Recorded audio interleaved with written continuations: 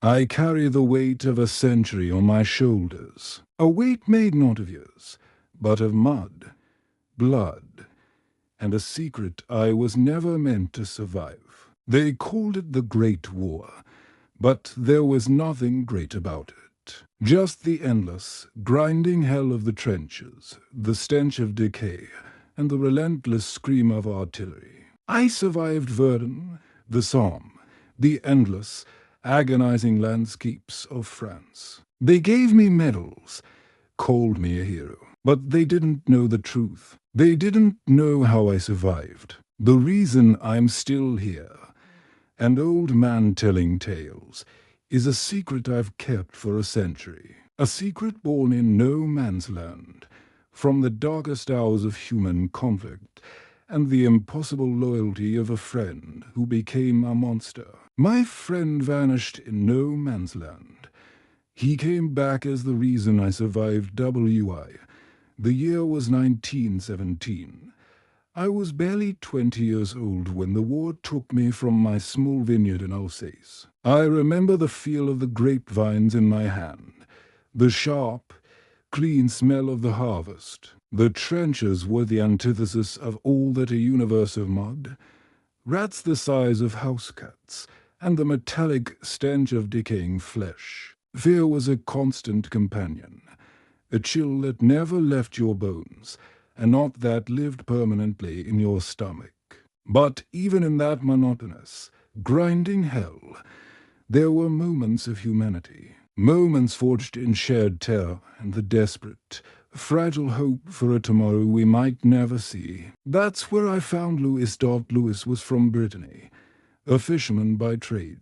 He was quiet, steady, with eyes that held an ocean of calm even when the shells were falling round us like thunder. His composure was magnetic. While the rest of us trembled, Louis would be carving a small wooden bird, whistling a forgotten folk tune. He was my rock, my comrade.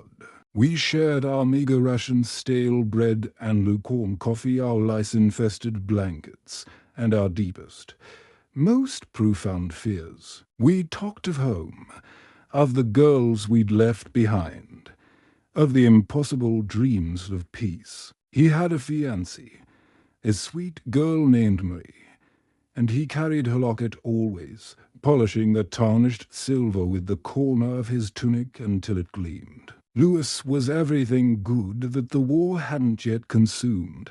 Our sector was near the infamous Chemin des Dames, a desolate stretch of craters and mud. The German lines were a mere 50 meters away, across a wasteland of tangled barbed wire, decaying corpses, and liquid earth they called no man's land.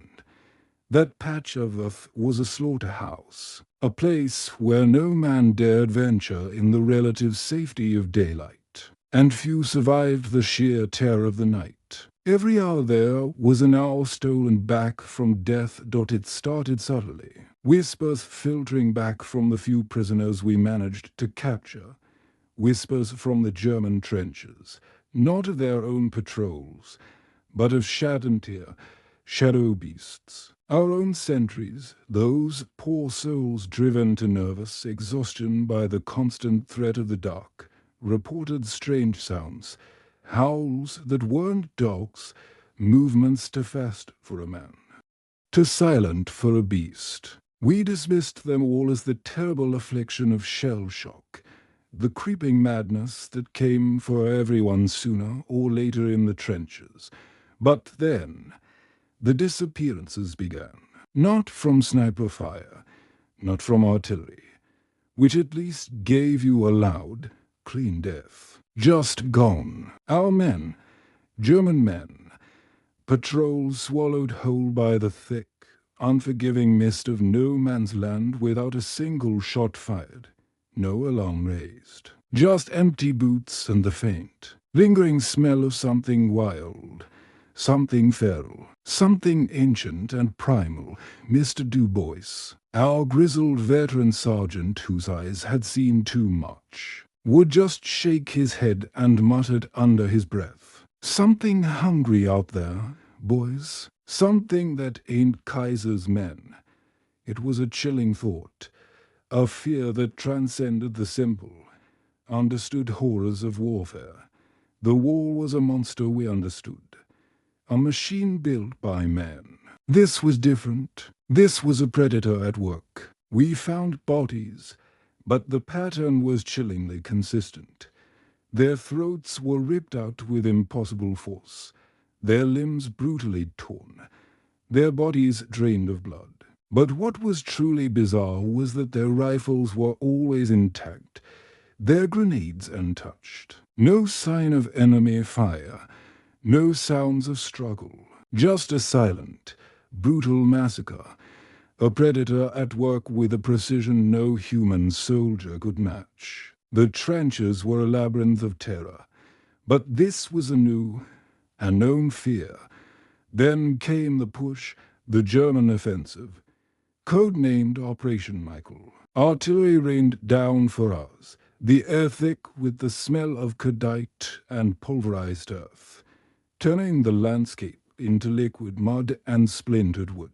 Louis and I were side by side, huddled in the damp, freezing earth of the trench wall, praying to a God we barely remembered or believed in. We talked of May, of Brittany, anything to hold onto the thread of sanity. When the shelling finally stopped, the whistle blew, the shrill sound cutting through the ringing in our ears, and we went over the top.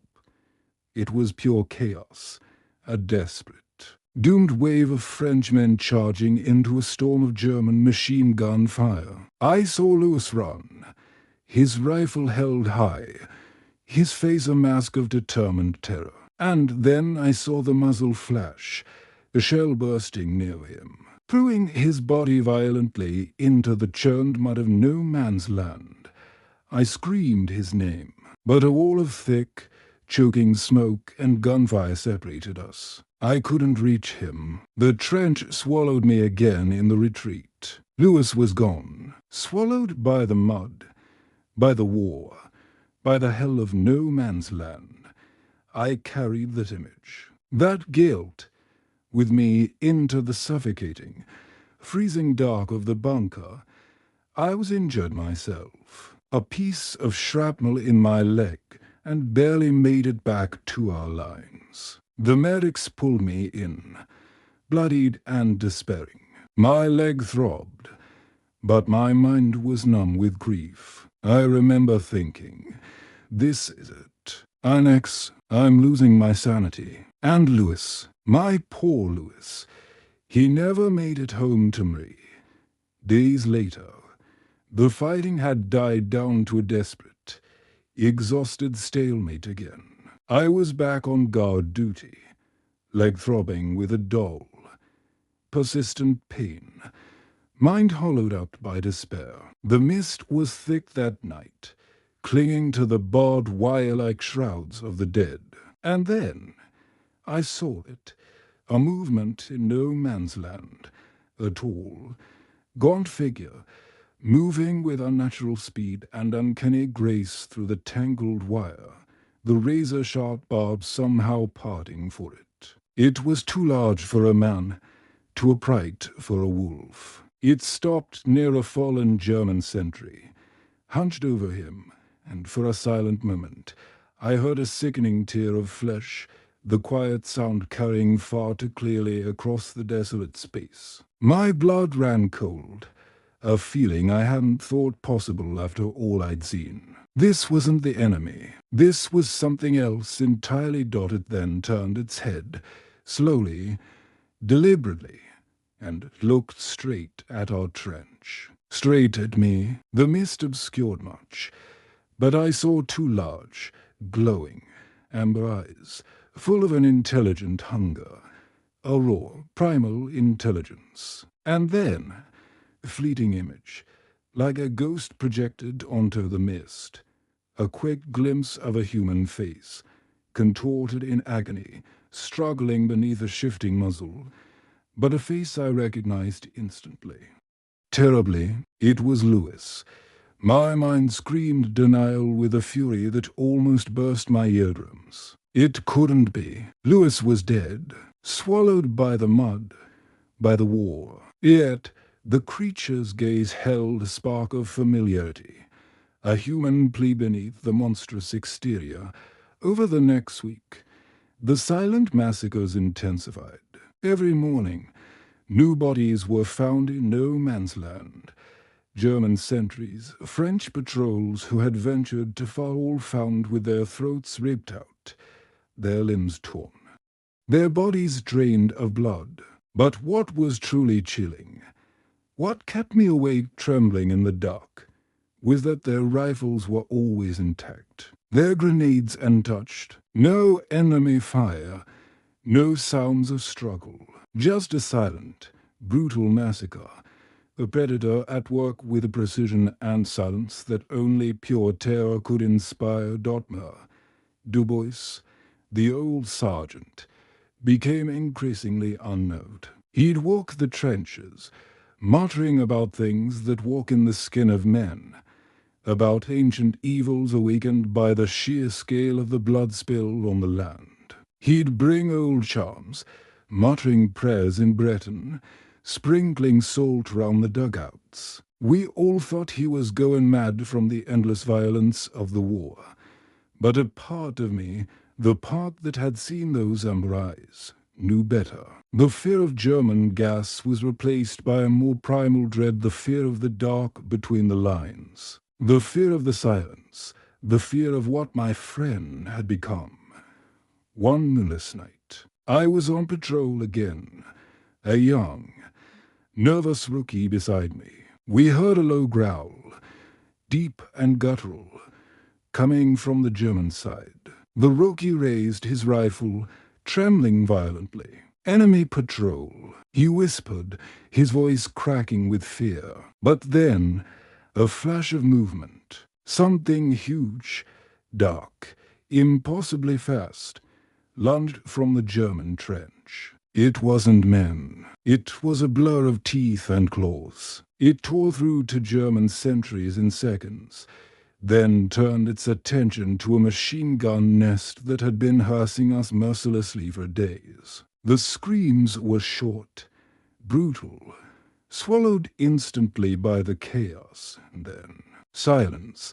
The creature then turned its glowing eyes towards our trench, towards me. It paused, a silent, terrifying moment of recognition. It didn't advance. It didn't growl. It just watched. Its gaze was penetrating, and in the depths of those amber eyes, I saw not malice, but agonizing conflict. And then it let out a soft, mournful whimper, a sound of profound pain and regret, before disappearing back into the darkness. It was a warning, and in that whimper I heard not a beast, but the unmistakable, heartbroken sound of my friend.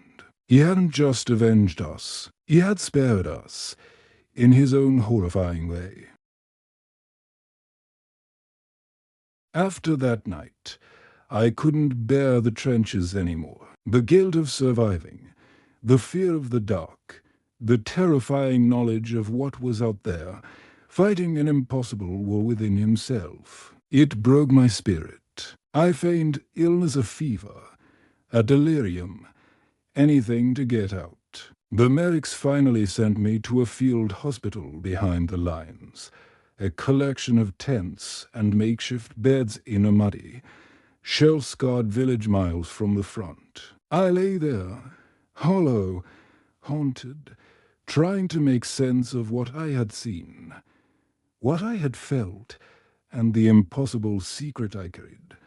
One afternoon, a new batch of wounded arrived, stretcher after stretcher, mud-caked, screaming, their injuries too grotesque for even a war hospital to bear. And then I saw him, lying on a stretcher, pale, weak, his uniform torn and bloody, but undeniably alive. It was Louis, my Louis. My heart leaped with a desperate, impossible joy. only to seize again with cold dread. He was alive, but then I saw the deep, fresh, rapidly healing claw marks on his arms, on his chest, almost perfectly healed, but still visible, and the look in his eyes, pure terror and something else, something ancient, something knowing, something wild that reflected the moon even in the daytime. I limped over to his bed. "Louis, my God, you're alive. What happened?" I whispered, choking back tears. He looked at me, his eyes wide, pleading. He couldn't speak. His throat was bandaged, but not from a German bullet. It was raw, shredded, a self-inflicted wound to prevent the howl from escaping. He held up his hand, shaking violently, and pointed to the fresh claw marks on his arm, then made a tearing motion with his hands, pointing to his mouth. Then he pointed to the moon, then back to himself. A silent, agonizing blow of confession hit me like a revelation, a blow to the gut that stole my breath. The ancient stories I'd heard as a child, the German whispers, the disappearances, the howls. My Louis, my steady, kind Louis, was a Loup-Garou, a werewolf. He had been cursed. The explosion, the mud, the chaos. It must have been the bite of some previous creature, or the trauma of the battlefield that had awakened something dormant within him. He had been transformed into a perfect killing machine, ironically, by the very war he hated.